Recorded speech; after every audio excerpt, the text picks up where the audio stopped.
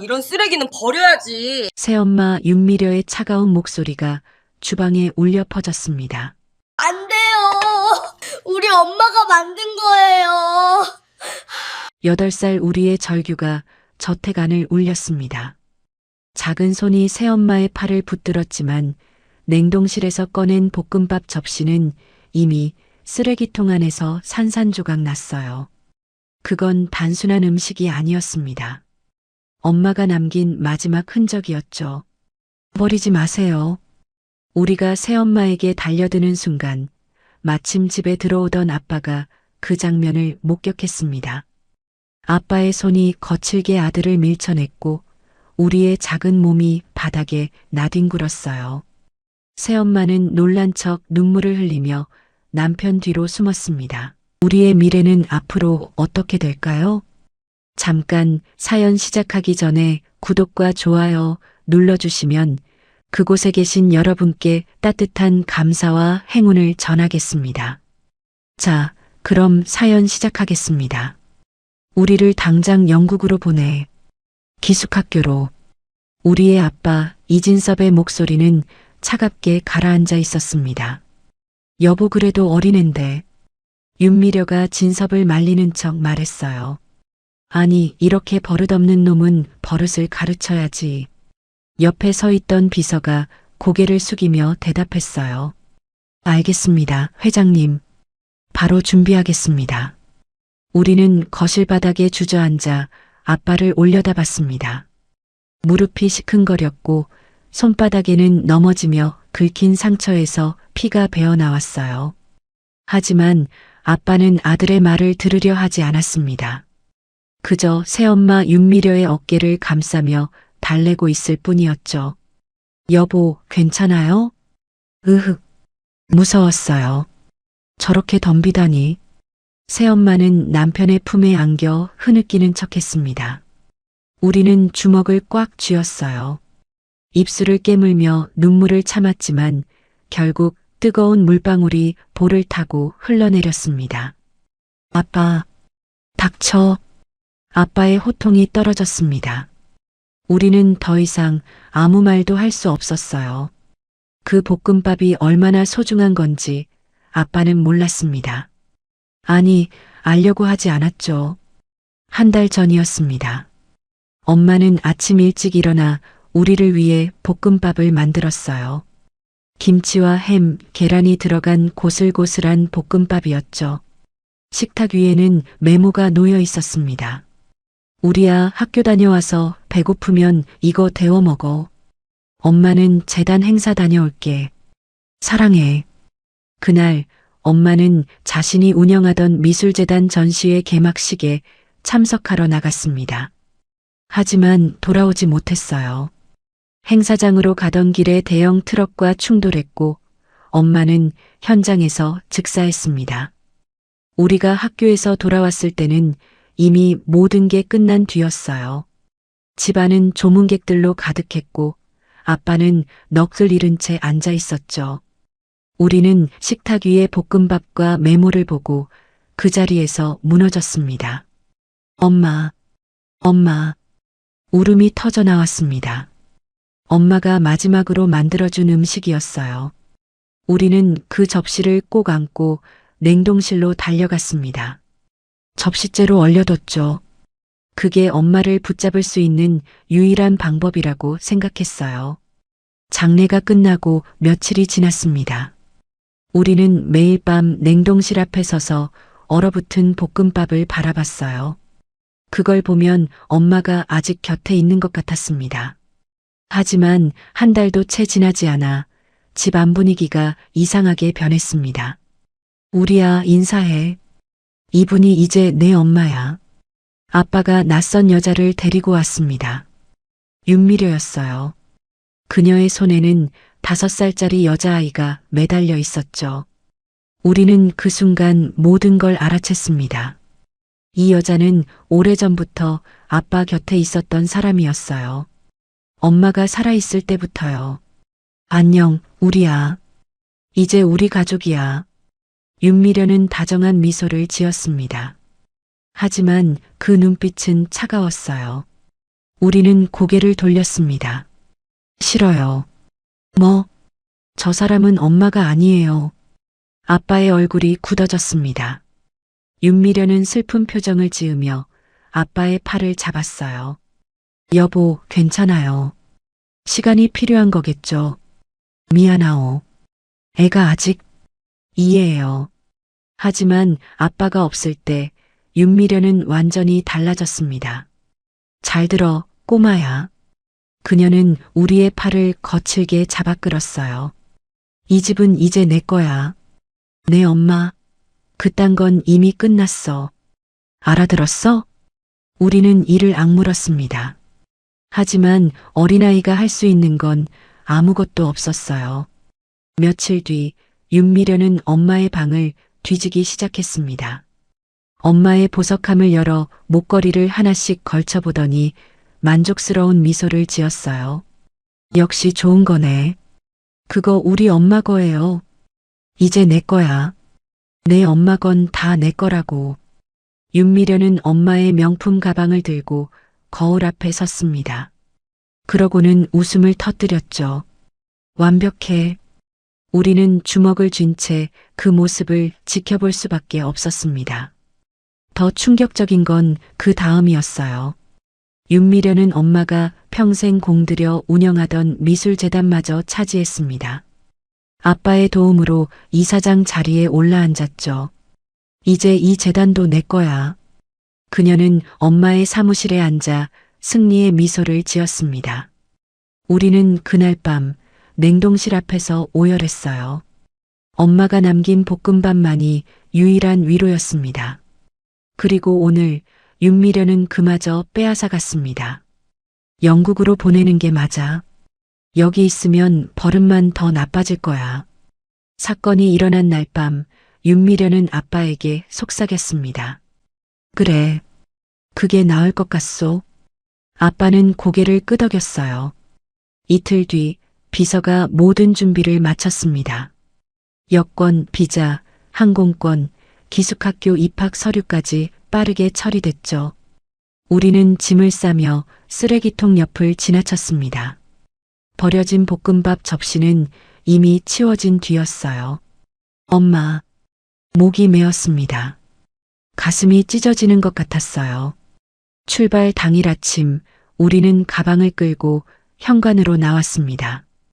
아빠는 회사에 일찍 나갔고 집에는 윤미려와 그녀의 딸만 남아 있었어요. 우리야, 잘 다녀와. 윤미려가 다가왔습니다. 그녀는 우리를 꼭 껴안았어요. 비서와 운전사가 보는 앞에서 자상한 엄마 연기를 했죠. 하지만 우리의 귓가에 속삭이는 그녀의 목소리는 얼음장처럼 차가웠습니다. 이 집안에 네 건 없어. 내가 다 가질 거거든. 그녀는 웃고 있었습니다. 우리만 들리게 낮게 깔리는 웃음이었어요. 우리는 온몸이 굳어버렸습니다. 윤미려는 우리를 놓아주며 환하게 웃었죠. 우리는 고개를 숙인 채 차에 올랐습니다. 창문 너머로 윤미려가 손을 흔드는 모습이 보였어요. 그녀의 딸도 옆에서 작은 손을 들고 있었습니다. 차가 출발했습니다. 저택이 점점 멀어졌어요. 우리는 주먹을 꽉 쥐었습니다. 손톱이 손바닥에 파고들었지만 아프지 않았어요. 가슴 속에는 차가운 다짐만이 남아 있었습니다. 언젠가 꼭 돌아올 거야. 그리고 엄마의 것을 다 되찾을 거야. 8살 아이의 눈빛에 차가운 결심이 서렸습니다. 영국행 비행기는 12시간을 날았습니다. 우리는 창밖을 내다보며 아무 말도 하지 않았어요. 비서가 옆자리에 앉아 있었지만 그는 업무 서류만 들여다볼 뿐이었죠. 우리는 혼자였습니다. 공항에서 학교까지는 또 3시간이 걸렸어요. 차창 밖으로 낯선 풍경이 스쳐 지나갔습니다. 회색빛 하늘, 붉은 벽돌 건물들, 초록색 들판. 모든 게 낯설었어요. 도련님, 도착했습니다. 비서가 말했습니다. 차 앞에는 오래된 석조 건물이 보였어요. 담쟁이 넝쿨이 벽을 타고 올라가 있었고 뾰족한 첨탑이 하늘을 찌를 듯 솟아 있었죠. 세인트 조지 기숙학교입니다. 이곳에서 잘 지내시길 바랍니다. 비서는 우리의 짐을 내려주고 떠났습니다. 우리는 거대한 정문 앞에 혼자 서 있었어요. 넌 새로운 학생이구나. 나이 지긋한 교장 선생님이 우리를 맞이했습니다. 그는 안경 너머로 우리를 내려다보며 말했어요. 여긴 규칙이 엄격한 곳이야. 잘 적응하길 바란다. 우리는 고개만 끄덕였습니다. 기숙사는 3층 건물이었어요. 복도 양쪽으로 방들이 줄지어 있었고 우리는 2층 끝방을 배정받았습니다. 방에는 침대 2개와 책상, 옷장이 전부였어요. 여기가 내 방이야. 룸메이트는 다음 주에 올 거야. 사감 선생님이 설명했습니다. 저녁 식사는 6시, 소등은 9시야. 규칙 어기면 벌점이니까 조심해. 문이 닫혔습니다. 우리는 딱딱한 침대에 앉아 천장을 바라봤어요.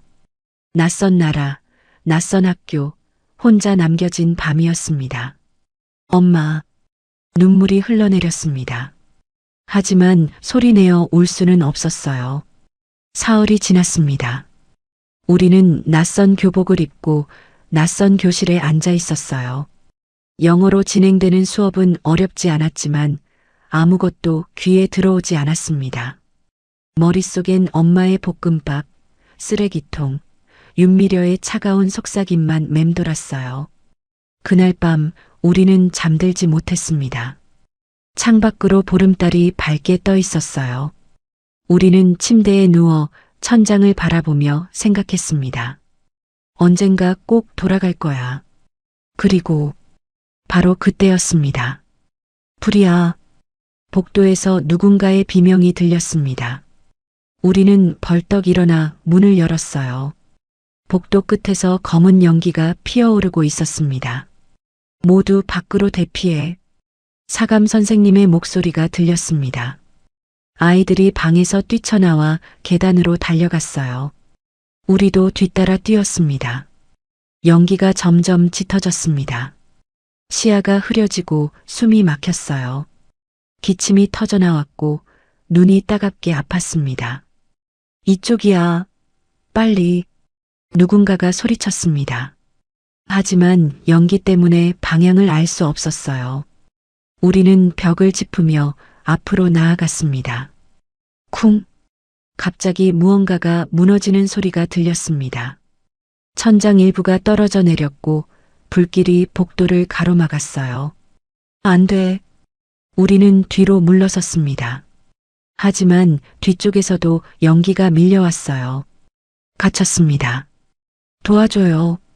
소리쳤지만 아무도 들리지 않는 것 같았어요. 불길은 점점 가까워졌고 열기가 피부를 태우는 것 같았습니다. 여기서 끝나는 건가? 다리에 힘이 풀렸습니다. 바닥에 주저앉으려는 순간이었어요. 우리야. 낯익은 목소리가 들렸습니다. 연기 사이로 한 남자가 나타났어요. 회색 머리, 주름진 얼굴.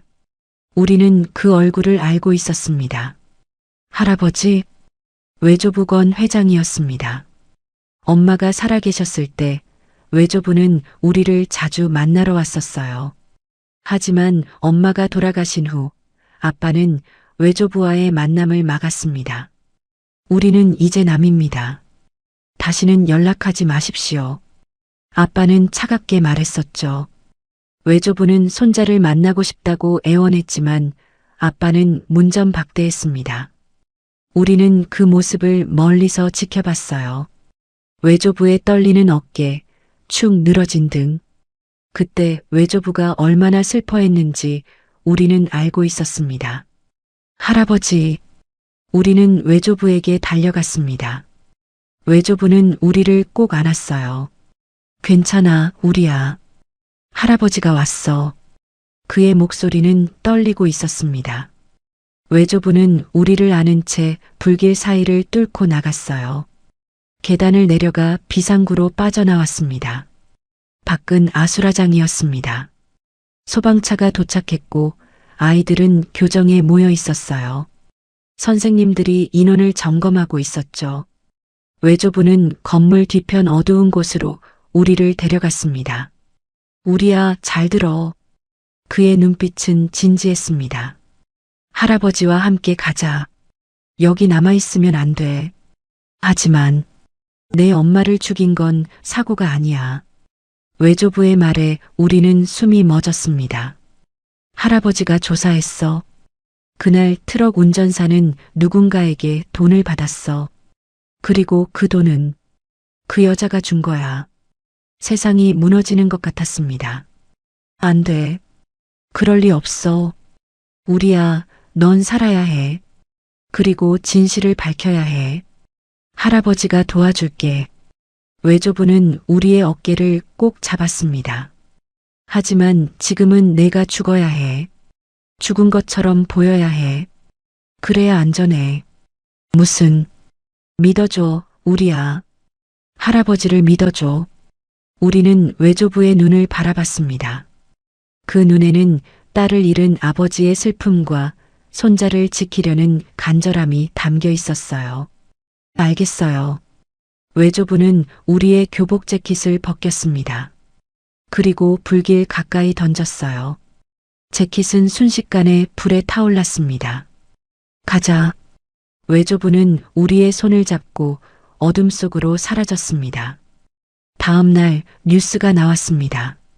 세인트 조지 기숙학교 화재로 학생 1명 사망. 한국인 학생 이유리로 확인. 현장에서 우리의 재킷과 신발이 발견됐습니다. 학교는 우리를 화재 사망자로 공식 발표했어요. 한국에서 이 소식을 들은 아빠는 며칠간 넋을 잃었습니다. 하지만 윤미련은 달랐어요. 여보, 슬프지만 이제 정리하고 앞으로 나아가야 해요. 그녀는 남편을 위로하는 척하며 속으로 환호했습니다. 방해물이 완전히 사라진 거였죠. 이제 이 집안은 완전히 내 거야. 윤미련은 거울 앞에서 엄마의 보석을 걸치며 만족스러운 미소를 지었습니다. 그녀는 몰랐습니다. 죽은 줄 알았던 그 아이가 20해 뒤 복수자로 돌아올 거라는 걸요. 런던 외곽의 한 저택이었습니다. 외조부는 우리를 따뜻하게 맞이했어요. 넓은 방, 포근한 침대, 그리고 무엇보다 할아버지의 다정한 미소가 있었습니다.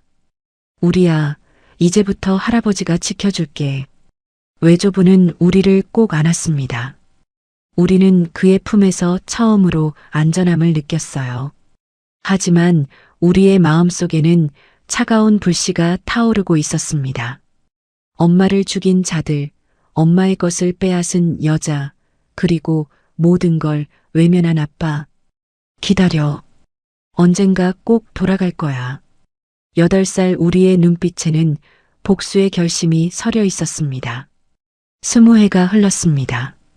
8살 소녀는 28배 청년이 되었어요. 외조부 권 회장은 손자를 다정하게 키웠습니다. 최고의 교육, 따뜻한 보살핌, 그리고 무엇보다 복수를 위한 철저한 준비를 함께 했죠. 우리는 천재였습니다. 경영학, 미술사, 법학을 섭렵했고 외조부의 사업 감각까지 물려받았어요. 하지만 그 모든 걸 배운 이유는 단 하나였습니다. 엄마의 것을 되찾기 위해서. 런던의 한 서재였습니다. 우리는 책상 앞에 앉아 노트북 화면을 응시하고 있었어요. 화면에는 한국에 있는 미술재단 내부 CCTV 영상이 떠 있었습니다. 할아버지, 보세요. 외조부가 우리 옆에 섰습니다. 화면 속에는 윤미려의 이사장실이 보였어요. 저 사람들이 할아버지께서 심어두신 분들이죠? 그래. 최 실장, 박 실장, 김 대표. 15년 전부터 하나씩 그 여자 곁에 배치했지. 화면 속 최 실장이 윤미려의 사무실로 들어갔습니다. 20년간 저들이 모은 증거가 전부 여기 있어요. 우리는 옆에 쌓인 파일 더미를 두드렸습니다. 이제 시작할 때가 됐어요, 할아버지. 외조부는 손자의 어깨에 손을 올렸습니다. 내 계획대로 하렴, 우리야. 할아버지는 내가 필요할 때 돕겠다. 감사합니다. 우리의 눈빛이 차갑게 가라앉았습니다. 한국미술재단 이사장실이었습니다. 윤미련은 고급 정장을 차려입고 창가에 서 있었어요. 50대가 된 그녀는 여전히 우아한 외모를 유지하고 있었습니다. 목에는 우리 엄마의 에메랄드 목걸이가 걸려 있었죠. 똑똑. 들어오세요. 최 실장이 문을 열고 들어왔습니다. 그의 손에는 두꺼운 파일이 들려 있었어요. 이사장님, 다음 달 전시회 작품 리스트입니다. 수고했어요. 윤미련은 파일을 펼쳤습니다. 유명 화가들의 작품 사진과 감정서가 빼곡히 들어 있었어요. 이번에도 좋은 작품들이네요. 네. 특히 이 풍경화는 1억 5천만 원 상당입니다. 최 실장이 한 그림을 가리켰습니다. 윤미련은 그림을 찬찬히 살펴보더니 만족스러운 미소를 지었어요. 이거 강 여사님이 좋아하실 것 같은데? 그렇습니다. 강 여사님 취향이죠. 좋아요. 이번에도 진품으로 전시하고. 윤미련은 목소리를 낮췄습니다. 팔 때는 그걸로 바꿔요. 알겠습니다. 최 실장은 공손하게 고개를 숙였습니다. 하지만 그의 눈빛에는 아무 감정도 없었어요. 모작은 준비됐죠? 물론입니다. 이미 제작 완료했습니다. 역시 최 실장이에요. 당신만큼 믿을 만한 사람이 없어. 윤미련은 흐뭇하게 웃었습니다. 20년간 완벽하게 굴러가던 시스템이었어요. 전시회에는 진품을 걸어 재벌가 사모님들의 감탄을 받고 실제 판매할 때는 정교하게 만든 모작을 전달하는 거죠. 진품은 따로 빼돌려 해외 컬렉터들에게 팔아넘겼습니다. 그럼 진품은 언제 빼돌릴까요? 전시 마지막 날 밤에 하죠. 늘 하던 대로. 알겠습니다. 최 실장이 나가려는 순간 윤미려가 다시 불렀습니다. 아, 최 실장. 네. 이번 달 수익금 정산은 이미 해외 계좌로 이체 완료했습니다. 확인하시죠. 최 실장은 태블릿을 꺼내 보여줬습니다. 윤미려의 비자금 계좌에 거액이 입금되어 있었어요. 완벽해요. 윤미려는 만족스러운 표정을 지었습니다. 최 실장은 고개를 숙이고 사무실을 나왔어요. 복도를 걷는 그의 얼굴에는 차가운 미소가 떠올랐습니다. 권 회장님, 도련님, 모든 증거를 확보했습니다. 그는 주머니 속 녹음기를 만졌습니다. 방금 전 대화가 고스란히 녹음되어 있었죠. 사흘 뒤 재단 전시장이었습니다. 화려한 샹들리에 아래 유명 화가들의 작품이 벽면을 가득 메우고 있었어요. 재벌가 사모님들이 삼삼오오 모여 그림을 감상하고 있었습니다. 이 풍경화 정말 아름답네요. 강 여사가 그림 앞에 섰습니다. 50대 초반의 우아한 여성이었어요. 그렇죠? 제가 특별히 모셔온 작품입니다. 윤미려가 다가와 환한 미소를 지었습니다. 구매하고 싶은데 가능할까요? 물론이죠, 강 여사님. 감사해요, 이사장님. 강 여사는 기뻐했습니다. 윤미려는 그녀의 팔을 다정하게 잡으며 속삭였어요. 일주일 후에 댁으로 배송해 드릴게요. 최 실장이 직접 가져다 드릴 거예요. 역시 이사장님은 믿을 수 있어요. 두 사람은 웃으며 샴페인을 들었습니다. 전시회가 끝난 밤 윤미려는 최 실장을 불렀습니다. 강 여사님 그림 준비됐죠? 네. 모작 포장 완료했습니다. 좋아요. 진품은 이미 해외 바이어에게 연락했습니다. 이번 주 안에 거래 완료될 겁니다. 완벽하네요. 윤미려는 만족스럽게 고개를 끄덕였습니다. 역시 최 실장이에요. 당신 덕분에 이 재단이 굴러가는 거예요. 최 실장은 공손하게 웃었습니다. 하지만 그의 주머니 속에서는 녹음기가 조용히 돌아가고 있었어요. 일주일 뒤 강 여사의 저택이었습니다. 여사님, 작품 배송 왔습니다. 최 실장이 정중하게 인사하며 포장된 그림을 가져왔습니다. 아이고, 수고했어요. 강 여사는 설레는 마음으로 포장을 뜯었어요. 전시회에서 봤던 바로 그 풍경화가 나타났습니다. 역시 아름답네요. 마음에 드셔서 다행입니다. 최 실장은 그림을 거실벽에 걸어주고 돌아갔습니다. 강 여사는 소파에 앉아 그림을 바라보며 흐뭇한 미소를 지었어요. 1억 5천만 원을 주고 산 명품이었습니다. 거실 한가운데 걸린 풍경화는 햇살을 받아 은은하게 빛났죠. 역시 이사장님은 안목이 좋아. 강 여사는 만족스럽게 차를 마셨습니다. 그리고 핸드폰을 꺼내 누군가에게 전화를 걸었어요. 여보세요, 박 여사? 나야. 오늘 우리 집으로 올 수 있어? 새로 산 그림 보여주고 싶어서. 잠시 후 강 여사는 미소를 지으며 전화를 끊었습니다. 좋아, 오후 3시에 온대. 강 여사는 집사에게 손님 맞이 준비를 지시했어요. 1억 5천만 원짜리 명품을 자랑하고 싶은 마음이 가득했습니다. 오후 3시 초인종이 울렸습니다. 띵동. 어서 오세요, 박 여사님. 집사가 문을 열자 50대 중반의 우아한 여성이 들어왔습니다. 박 여사는 강 여사와 같은 재벌가 모임에서 알게 된 지인이었어요. 특히 미술품 수집이 취미였죠. 언니, 새 그림 샀다며? 어디 한번 보여줘요? 그럼 이리 와봐. 강 여사는 자랑스럽게 박 여사를 거실로 안내했습니다. 박 여사가 벽에 걸린 풍경화를 보는 순간 걸음을 멈췄어요. 박 여사는 그림 앞에 멈춰 섰습니다. 눈을 가늘게 뜨고 세밀하게 살펴보기 시작했어요. 언니, 박 여사가 그림에서 눈을 떼지 않은 채 말했습니다. 이거 좀 이상한데? 뭐가? 이 그림 전시회에서 본 거 맞아? 당연하지. 내가 직접 보고 산 거야. 강 여사는 자신만만하게 대답했습니다. 언니, 이거 전시회에서 봤을 때랑 느낌이 다른 것 같은데. 강 여사의 얼굴이 굳어졌습니다. 무슨 소리야? 이사장님이 직접 보내주신 건데. 언니, 혹시 모르니까 감정 한번 받아보는 게 어때? 감정? 응. 요즘 미술품 사기도 많잖아. 확실하게 하는 게 좋을 것 같아. 강 여사는 불안해지기 시작했습니다. 박 여사는 미술품 수집가로 유명했어요. 눈이 높기로도 소문난 사람이었죠. 이틀 뒤 강 여사의 저택이었습니다. 박 여사가 데리고 온 감정사는 30대 중반의 날카로운 인상을 가진 남자였어요.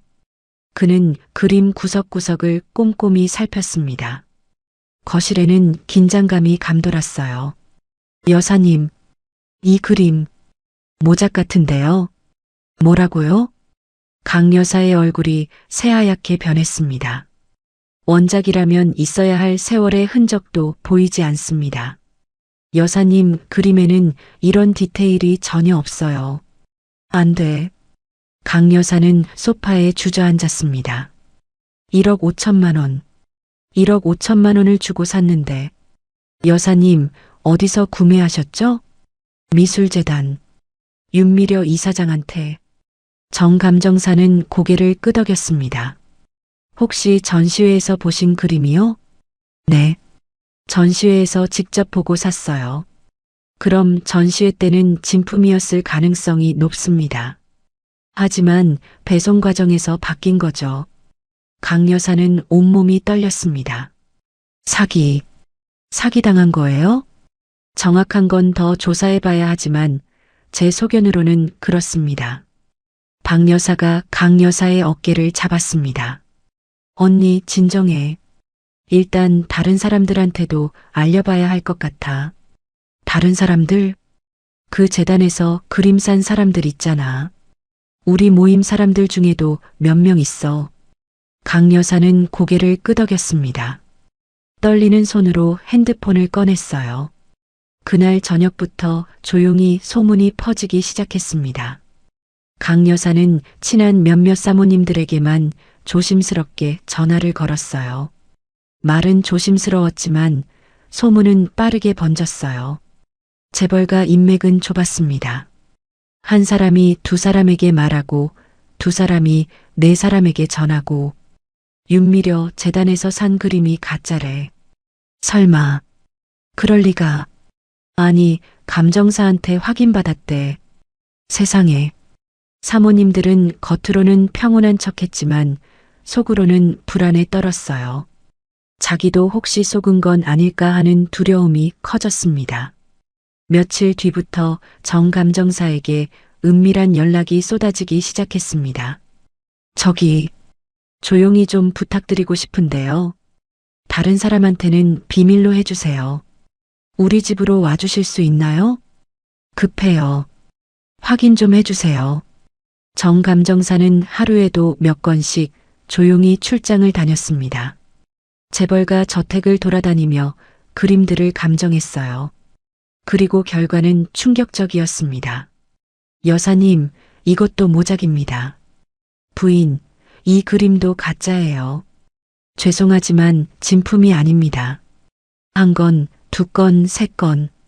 윤미려의 재단에서 구매한 그림들이 줄줄이 모작으로 판명됐습니다.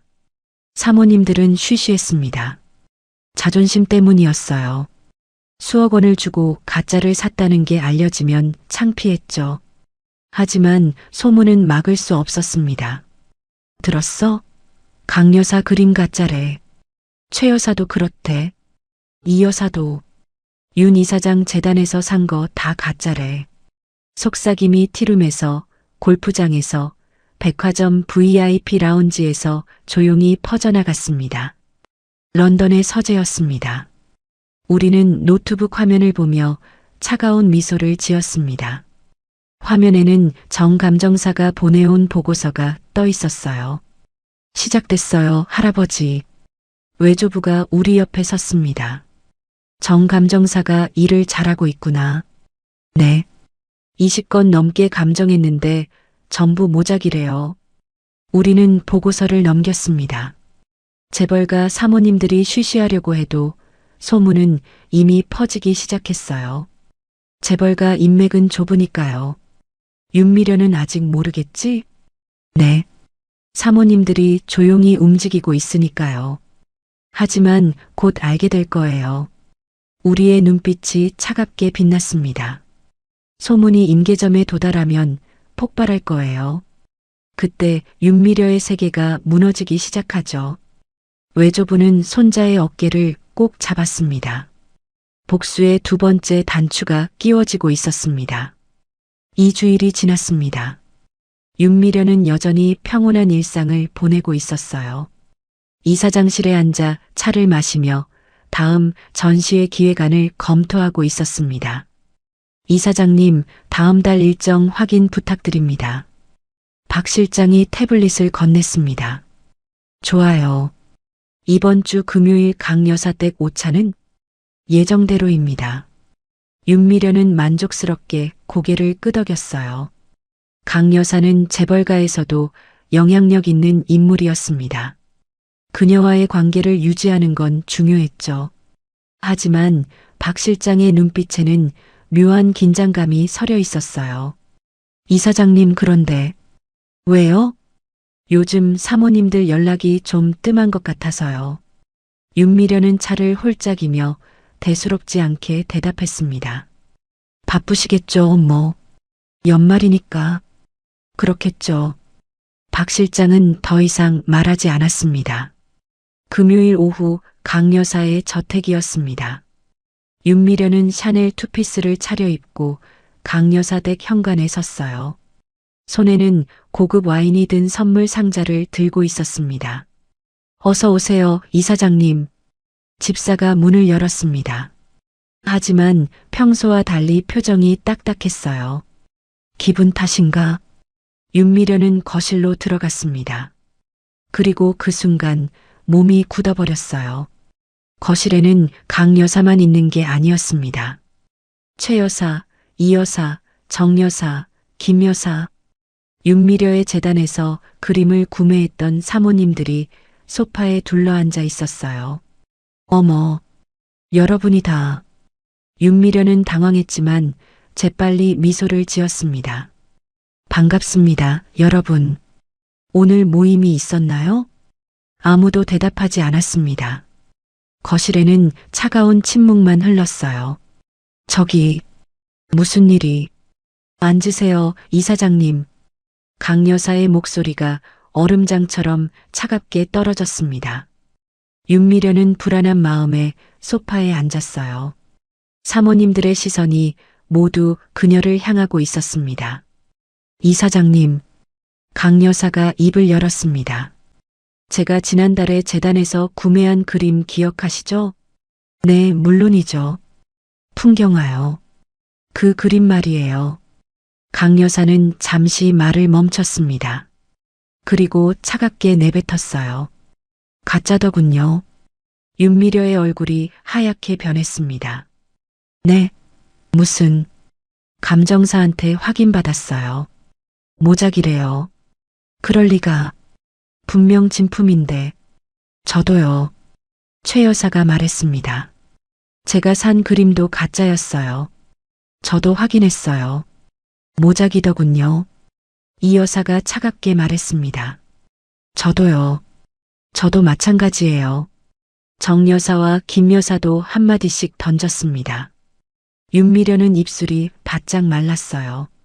손이 떨렸습니다. 아니에요, 여러분. 분명 착오가 있을 거예요.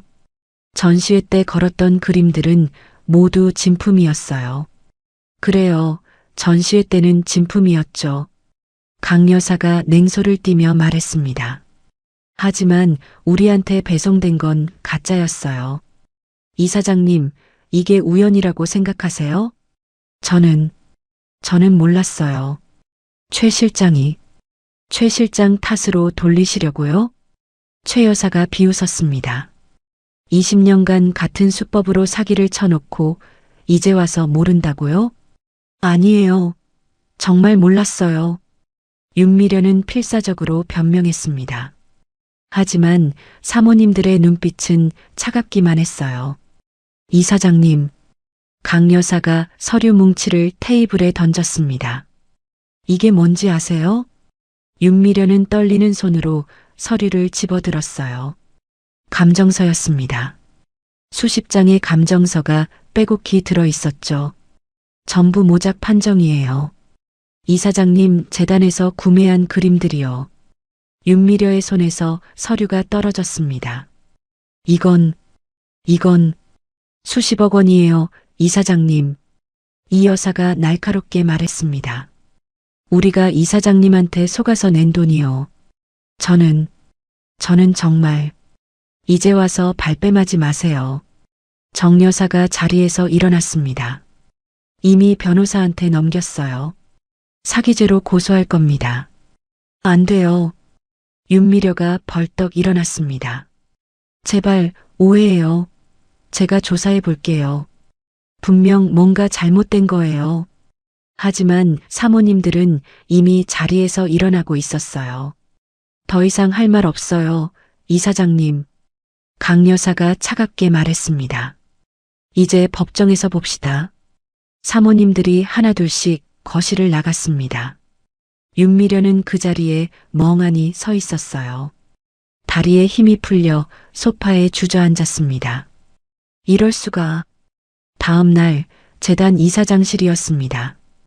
윤미려는 화장도 하지 않은 얼굴로 책상에 앉아 있었어요.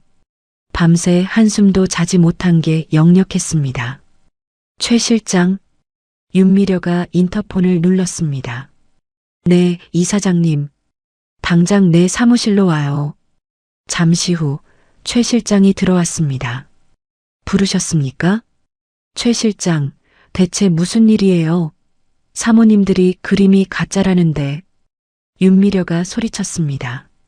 이사장님, 진정하세요. 진정하라고?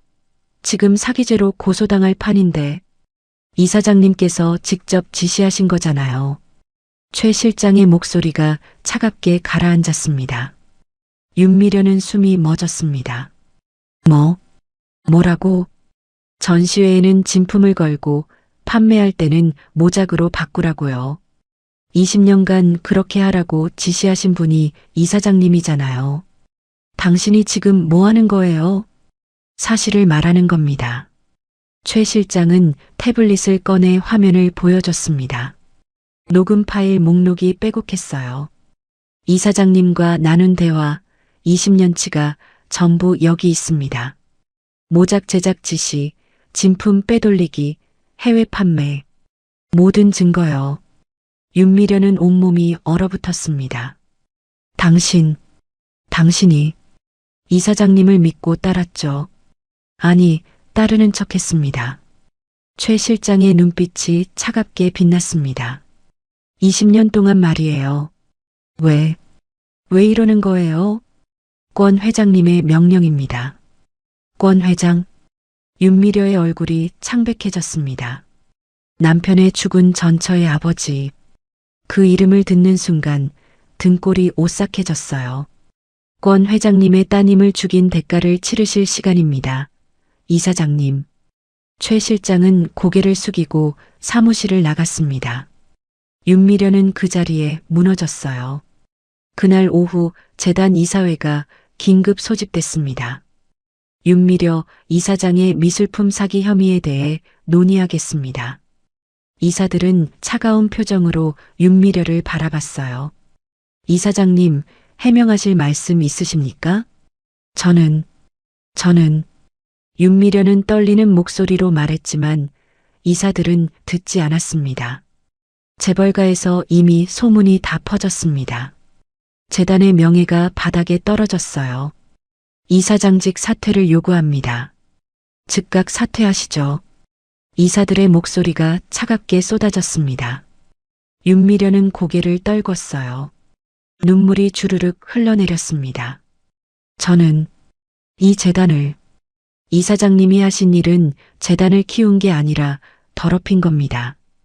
이사장 중 한 명이 날카롭게 말했습니다. 오늘부로 이사장직에서 해임합니다. 안 돼요. 윤미려는 울부짖었지만 아무도 동정하지 않았습니다. 그녀는 이사장실에서 쫓겨났어요. 20년간 차지하고 있던 자리에서 말이죠. 런던의 서재였습니다. 우리는 화면을 보며 조용히 미소 지었습니다. 화면에는 한국 뉴스가 떠 있었어요. 전직 미술재단 이사장, 미술품 사기 혐의로 고소당해. 시작됐네요, 할아버지. 그래, 우리야. 외조부는 손자의 어깨를 꼭 잡았습니다. 엄마의 재단을 되찾는 첫걸음이에요. 우리는 주먹을 쥐었습니다. 이제 다음 단계로 넘어가죠. 복수의 세 번째 단추가 끼워지려 하고 있었습니다. 윤미려는 집으로 돌아왔습니다. 저택 현관문을 열자 이상하게도 불이 꺼져 있었어요. 평소라면 집사가 환하게 불을 켜놓는데 오늘은 달랐습니다. 이상하네.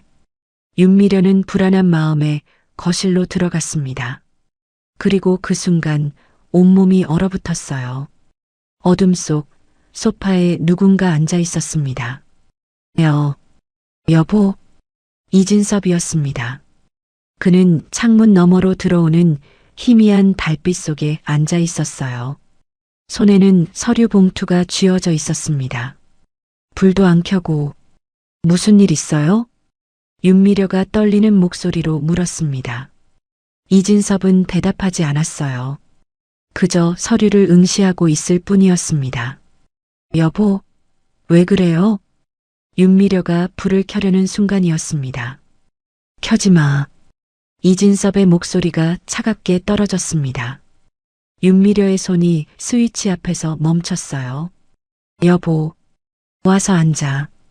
이진섭이 맞은편 소파를 가리켰습니다. 윤미려는 떨리는 다리로 소파에 앉았어요. 심장이 미친 듯이 뛰었습니다. 이게 뭔지 아냐? 이진섭이 서류를 들어 올렸습니다. 뭔데요? 읽어봐. 그가 서류를 윤미려 앞에 던졌습니다. 탁! 서류가 바닥에 흩어졌어요. 윤미려는 떨리는 손으로 서류를 집어들었습니다.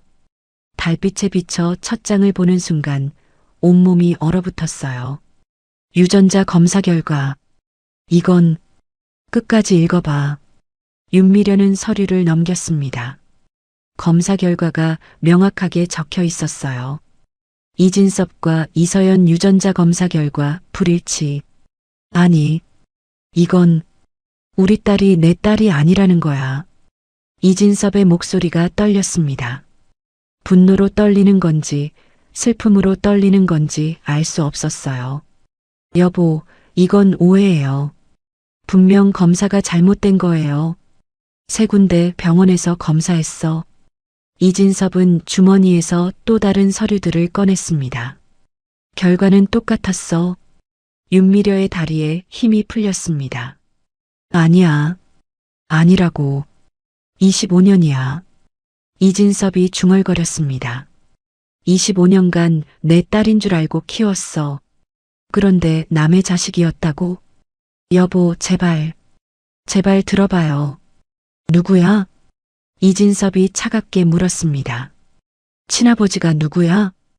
윤미려는 대답할 수 없었습니다. 입술만 바르르 떨릴 뿐이었어요. 대답 못하겠어? 이진섭은 비웃었습니다. 그래, 넌 원래 그런 여자였지. 내가 유부남이었어도 거리낌 없이 나를 만났지. 미안해요. 미안해. 미안하다고? 이진섭의 목소리가 폭발했습니다. 미안하다는 말로 25년이 지워져? 내가 딸이라고 믿고 사랑했던 애가 남의 자식이었다는 게 미안하다는 말로 끝나? 그는 자리에서 벌떡 일어났습니다. 윤미려를 내려다보는 그의 눈빛은 얼음장처럼 차가웠어요. 그리고 말이야. 이진섭의 목소리가 더욱 차갑게 가라앉았습니다. 오늘 회사에 사람이 찾아왔어. 사람? 트럭 운전기사야. 20년 전 내 아내 사고 낸 그 운전기사. 윤미려의 얼굴이 새하얗게 변했습니다.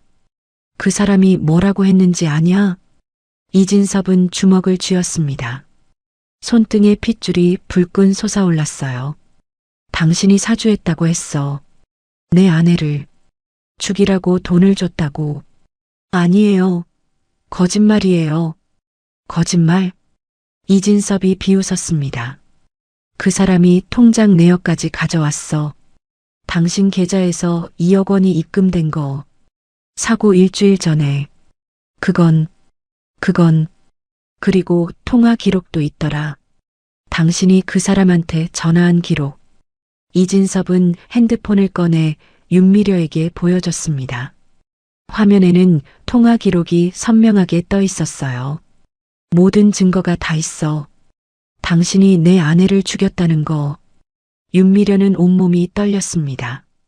여보, 제발, 제발 들어봐요. 들어? 뭘 들어? 이진섭이 그녀를 내려다봤습니다. 당신이 내 아내를 죽이고 남의 자식을 내 딸이라고 속이고 20년간 나를 바보로 만든 얘기를 들으란 거야? 저는 당신을 사랑해서. 닥쳐. 이진섭의 고함이 저택을 울렸습니다. 당신과는 이혼을 진행할 거야. 순순히 안 하면 소송으로 진행한다. 안 돼요. 여보, 제발. 오늘 당장 이 집에서 나가. 바로 그때였습니다. 아빠. 계단 위에서 목소리가 들렸어요. 2층 딸의 방문이 열려 있었습니다. 25살이 된 딸이 계단에 서 있었어요. 그녀의 얼굴은 눈물로 얼룩져 있었습니다. 다 들었어요. 딸은 떨리는 목소리로 말했습니다. 엄마. 그녀는 계단을 천천히 내려왔습니다. 윤미려를 바라보는 눈빛에는 배신감과 분노가 가득했어요. 엄마가 그런 사람이었어요? 얘야. 사람을 죽였다고요? 아빠 전 부인을 죽였다고요? 딸의 목소리가 떨렸습니다.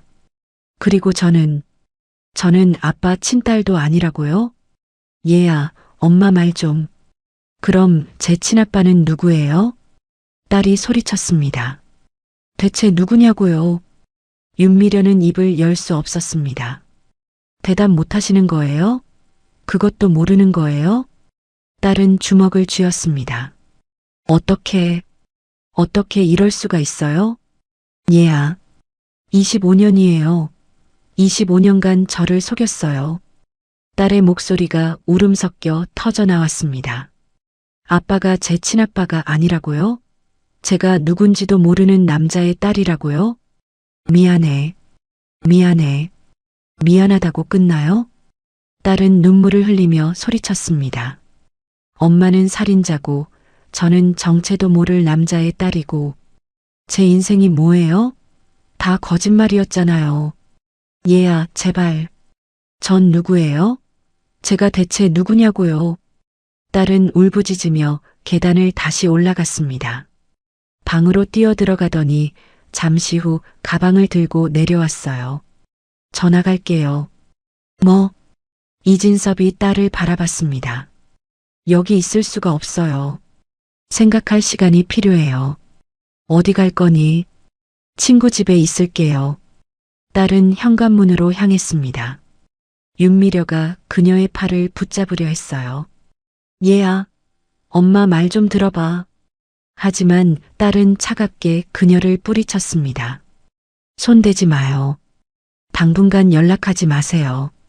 딸은 이진섭을 돌아봤습니다. 아빠, 아니. 그녀는 고개를 저었습니다. 아빠가 맞아요. 저를 키워주신 분이니까요. 그건 변하지 않아요. 이진섭의 눈가가 붉어졌습니다. 하지만 지금은 혼자 있고 싶어요. 딸은 현관문을 열고 나갔습니다. 문이 쾅 하고 닫혔어요. 얘야. 윤미려는 울부짖으며 문 쪽으로 달려갔습니다. 보안. 이진섭이 소리쳤습니다. 경비원 2명이 들어왔어요. 이 여자 내보내. 안 돼요. 안 돼. 윤미려는 저항했지만 경비원들은 그녀를 붙잡아 밖으로 끌고 나갔습니다. 여보, 제발, 한 번만 더 기회를 줘요. 하지만 현관문이 쾅 하고 닫혔습니다. 윤미려는 저택 밖 차가운 계단에 쓰러졌어요. 눈물이 주르륵 흘러내렸습니다. 집안에서 이진섭은 텅 빈 거실에 혼자 남았어요. 그는 소파에 주저앉으며 고개를 떨궜습니다. 미안하오. 여보. 그의 목소리가 어둠 속에서 떨렸습니다. 당신을 지키지 못해서 미안하오. 저택 밖 차가운 계단에 윤미려가 쓰러져 있었습니다. 모든 게 무너져 내렸습니다. 재단 이사장직도, 남편도, 딸도. 윤미려는 모든 걸 잃었어요. 우리의 복수의 끝이 다가오고 있었습니다. 일주일이 지났습니다. 윤미려는 작은 고시원 방에 앉아 있었어요. 3평도 안 되는 좁은 공간, 낡은 책상과 침대가 전부였습니다. 창문 밖으로는 회색빛 도시 풍경이 보였죠. 이게 내 인생이라니. 윤미려는 거울을 바라봤습니다. 화장기 없는 얼굴, 푸석해진 피부, 핏기 없는 입술. 일주일 만에 10년은 늙어 보였어요. 재단 이사장직에서 쫓겨나고 남편에게 버림받고 딸마저 떠났습니다. 재벌가 사모님들은 사기꾼이라며 고소했고 변호사 비용만 수천만 원이 들어갔어요. 이진섭은 이혼 위자료로 10억 원을 줬습니다.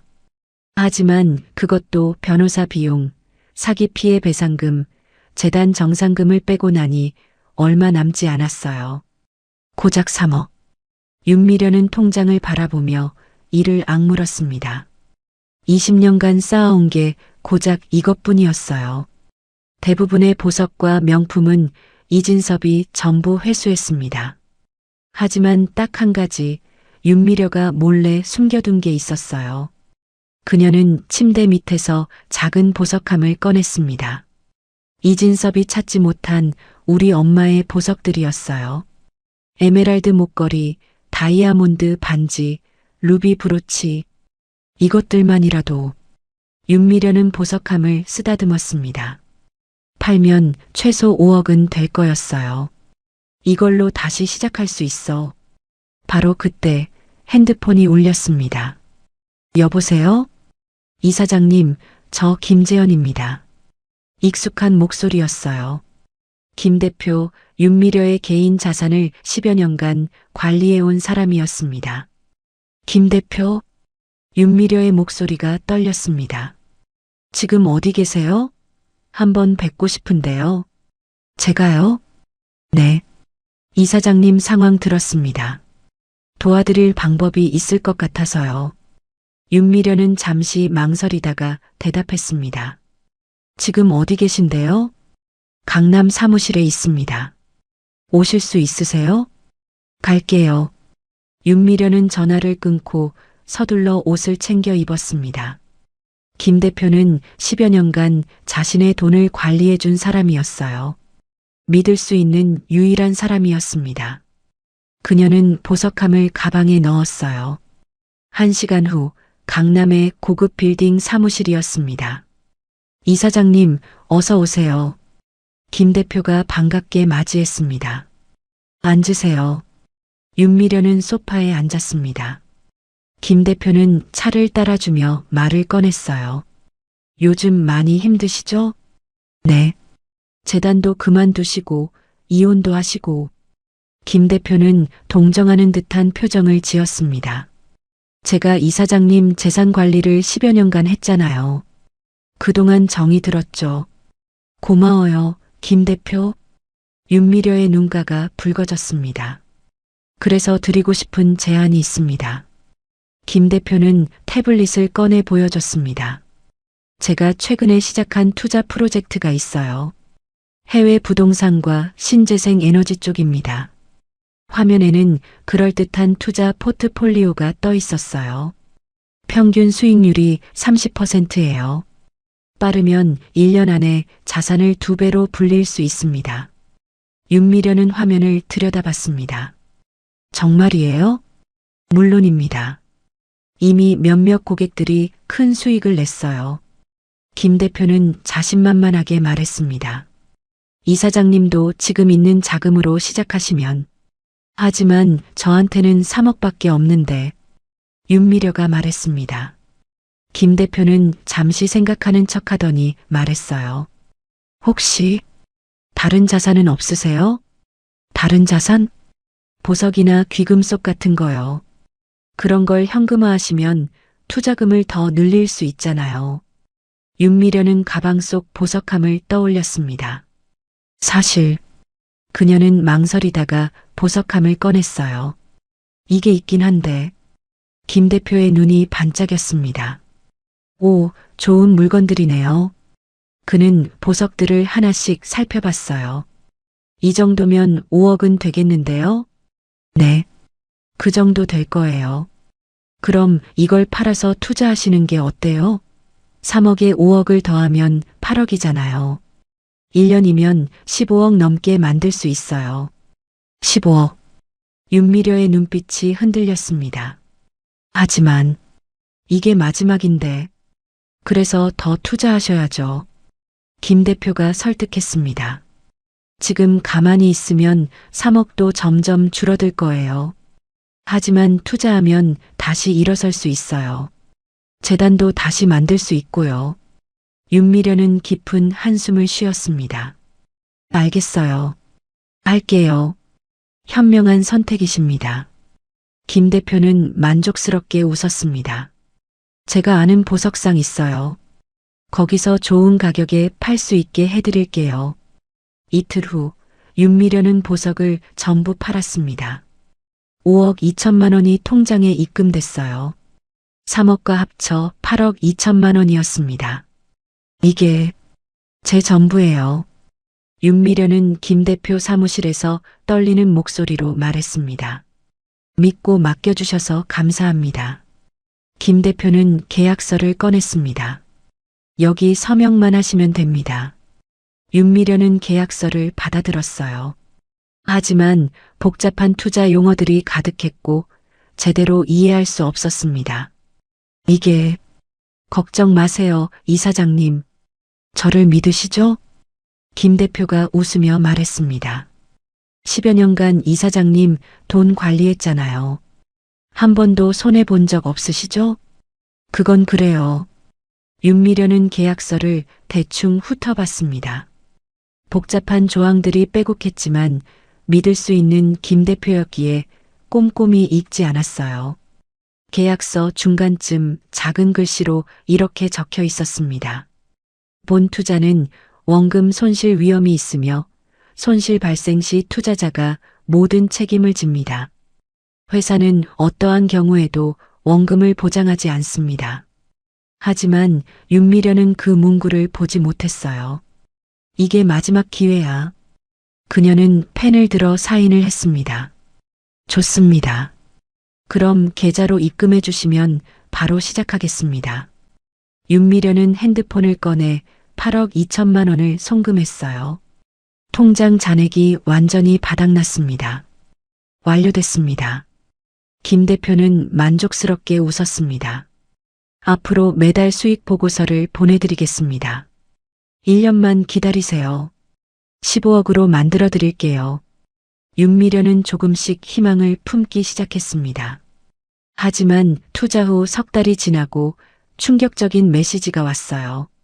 투자 손실 발생. 현재 잔액 1억 원. 뭐라고? 윤미련은 눈을 의심했습니다. 8억 2천만 원이 1억 원으로 줄어 있었어요. 안 돼. 안 돼. 그녀는 급하게 김 대표에게 전화를 걸었습니다. 여보세요? 김 대표님, 이게 무슨 일이에요? 아, 이사장님. 죄송합니다. 김 대표의 목소리는 침착했어요. 투자 시장이 예상과 다르게 움직였어요. 손실이 발생했습니다. 손실이요? 7억이 날아갔다고요. 저도 이렇게 될 줄 몰랐어요. 해외 부동산 시장이 갑자기 폭락했거든요. 그럼 어떻게 해요? 제 돈 돌려받을 수 있어요? 죄송하지만 계약서에 명시되어 있잖아요. 원금 손실 시 회사는 책임지지 않는다고요. 뭐라고요? 윤미련은 얼어붙었습니다. 계약서 읽어보셨죠?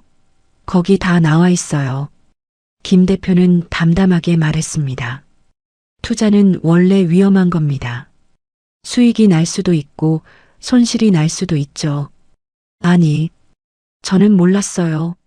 그런 거 못 봤어요. 서명하셨잖아요. 법적으로 문제 없습니다. 김 대표는 잠시 침묵하다가 말했습니다. 그런데 이사장님. 네. 지금 추가 자금을 넣으시면 만회할 수 있어요. 추가 자금? 네. 시장이 다시 회복될 조짐이 보여요. 지금 투자하시면 손실을 만회하고 오히려 수익을 낼 수 있습니다. 윤미련은 떨리는 목소리로 물었습니다. 얼마나 넣어야 하는데요? 최소 3억은 있어야 해요. 그래야 만회가 가능합니다. 3억? 윤미련은 무릎에 힘이 풀렸습니다. 저한테는 그런 돈 없어요. 그럼 어쩔 수 없네요. 김 대표의 목소리가 차갑게 식었습니다. 못 넣으시면 이대로 날리는 거예요. 1억도 곧 사라질 겁니다. 안 돼요. 제발 도와주세요. 저도 어쩔 수 없어요, 이사장님. 돈이 없으시면 손 쓸 방법이 없어요. 김 대표, 10여 년간 저 믿고 맡겼잖아요. 어떻게 이럴 수가 있어요? 저도 이사장님만큼 손해봤어요. 제 돈도 투자했거든요. 김 대표는 한숨을 쉬었습니다. 이사장님, 저도 속상해요. 하지만 어쩔 수 없는 일이에요. 추가 자금 없으시면 정말 끝입니다. 제발. 하지만 전화는 이미 끊겨 있었습니다. 일주일 후 또 다른 메시지가 왔습니다. 최종 손실 확정. 잔액 영원. 윤미련은 핸드폰을 떨어뜨렸습니다. 안 돼. 안 돼. 모든 게 사라졌습니다. 8억 2천만 원이 완전히 날아갔어요. 그녀는 경찰서로 달려갔습니다. 사기당했어요. 8억이 날아갔어요. 계약서 가져오셨어요? 경찰이 물었습니다. 윤미련은 떨리는 손으로 계약서를 꺼냈어요. 경찰은 꼼꼼히 읽어보더니 고개를 저었습니다. 여기 명시되어 있네요. 원금 손실 시 회사는 책임지지 않는다고요. 하지만 저는 그런 거 못 봤어요. 서명은 하셨잖아요. 법적으로 문제 없습니다. 경찰은 계약서를 돌려줬습니다. 투자 손실은 민사 문제예요. 형사 처벌 대상이 아닙니다. 그럼 제 돈은요? 찾을 수 없습니다. 이미 전부 손실 처리됐으니까요. 윤미련은 무릎이 꺾였습니다. 안 돼. 안 돼. 며칠 후 윤미련은 고시원 방에서 쫓겨났습니다. 월세 밀린 거 내셔야죠. 주인이 소리쳤습니다. 돈이 없어요. 그럼 나가세요. 윤미련은 가방 하나를 들고 고시원을 나왔습니다. 주머니에는 10,000원짜리 몇 장이 전부였어요. 어디로 가지? 그녀는 거리를 헤매기 시작했습니다. 해가 지고 어둠이 내렸어요. 윤미련은 공원 벤치에 앉았습니다. 배고파. 편의점 쓰레기통 옆에 버려진 김밥이 보였습니다. 그녀는 떨리는 손으로 그걸 집어들었어요. 이게 내 인생이라니. 눈물이 흘러내렸습니다. 20년 전 이진섭의 첫째 부인을 죽이고 그 자리를 차지했을 때는 승리의 미소를 지었었죠.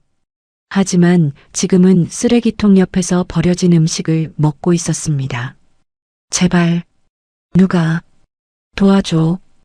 윤미련은 울부짖었습니다. 하지만 아무도 그녀를 돌아보지 않았어요. 런던의 서재였습니다. 우리는 노트북 화면을 보며 차가운 미소를 지었습니다. 화면에는 공원 벤치에 앉아 있는 윤미려의 모습이 떠 있었어요. 김 대표가 일을 완벽하게 마무리했네요, 할아버지. 내일이면 그 여자를 만날 수 있어요. 우리는 책상 서랍을 열었습니다. 그 안에는 작은 보석함이 들어 있었어요. 윤미려가 팔았던 바로 그 보석들이었습니다. 에메랄드 목걸이, 다이아몬드 반지, 루비 브로치, 엄마의 마지막 보석까지 되찾았어요. 우리는 보석함을 꼭 쥐었습니다. 할아버지, 저 한국으로 갑니다. 그래, 마무리는 해야지. 우리는 고개를 끄덕였습니다. 엄마, 이제 곧 만나러 갈게요. 한 달이 지났습니다. 윤미려는 거리를 헤매고 있었어요. 옷은 더러워졌고 머리는 헝클어져 있었습니다. 얼굴은 그을리고 눈가에는 다크서클이 짙게 내려앉았죠. 배는 고팠고 몸은 지쳐 있었습니다. 윤미려는 비틀거리며 걸었어요. 그리고 익숙한 골목에 도착했습니다. 여기. 윤미려는 멍하니 주변을 둘러봤습니다. 20년 전 자신이 살던 저택 근처였어요.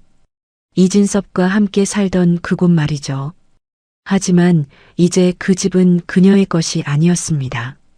물이라도. 윤미려는 골목 안쪽으로 들어갔습니다.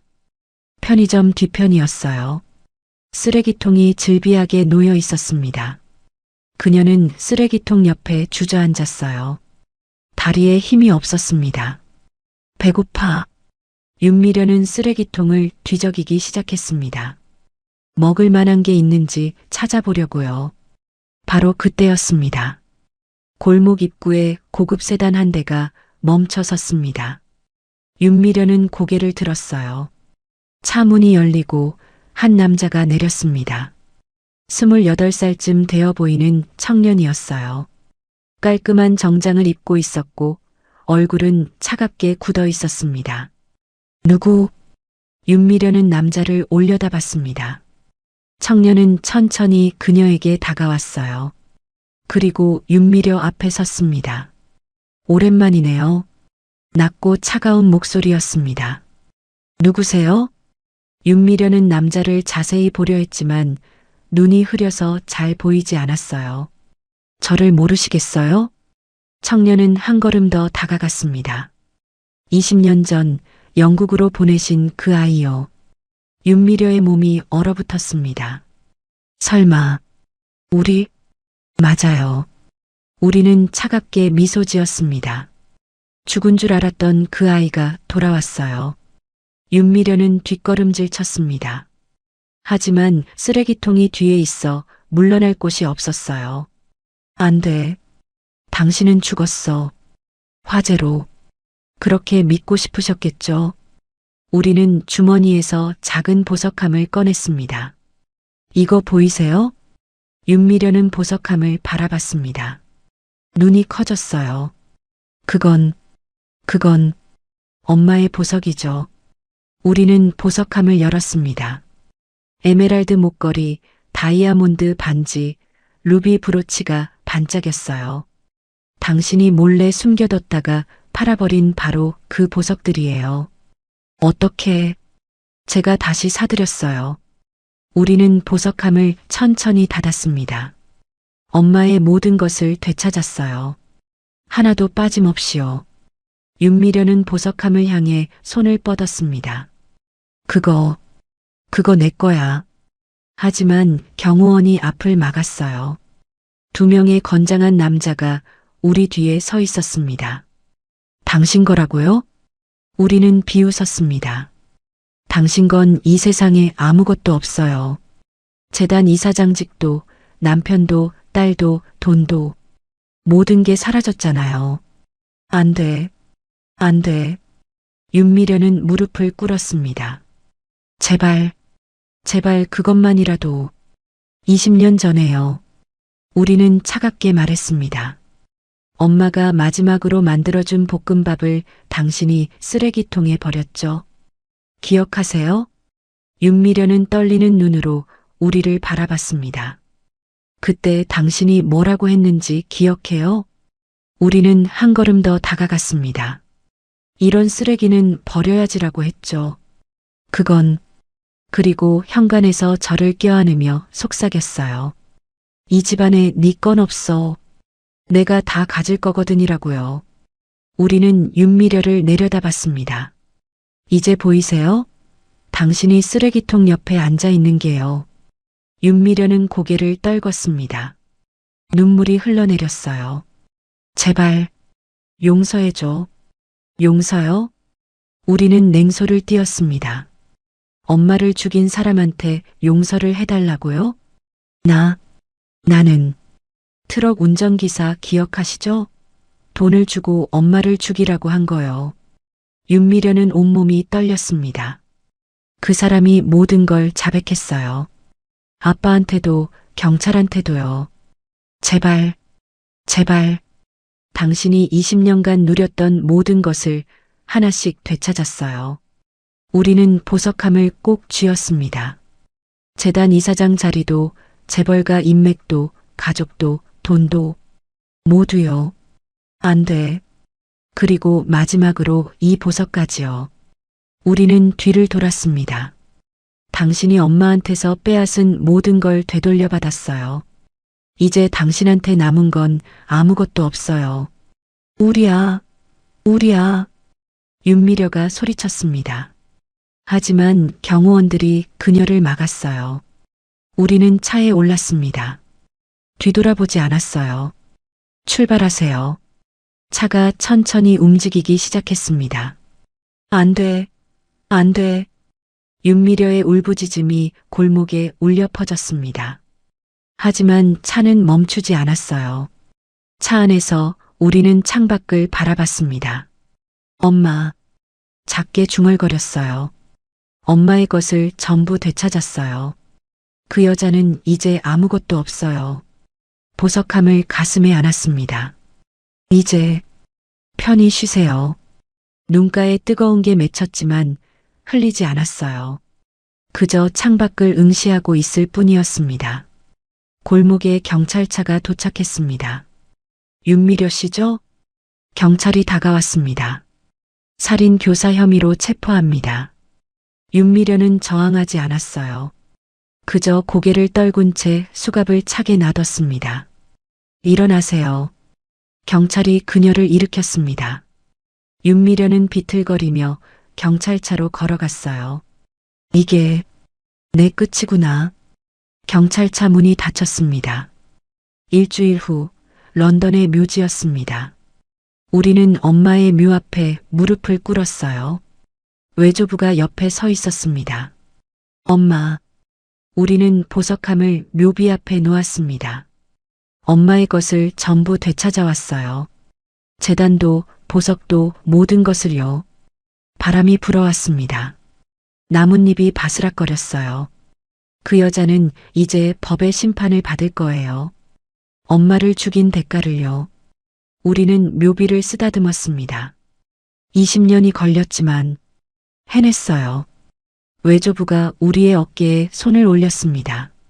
고생했어, 우리야. 고맙습니다, 할아버지. 할아버지가 아니었다면 우리 둘이 함께한 거야. 외조부는 딸의 묘를 바라보며 조용히 말했습니다. 이제 편히 쉬어라, 내 딸아. 잠시 침묵이 흘렀어요. 외조부는 손자를 바라봤습니다. 우리야. 네, 할아버지.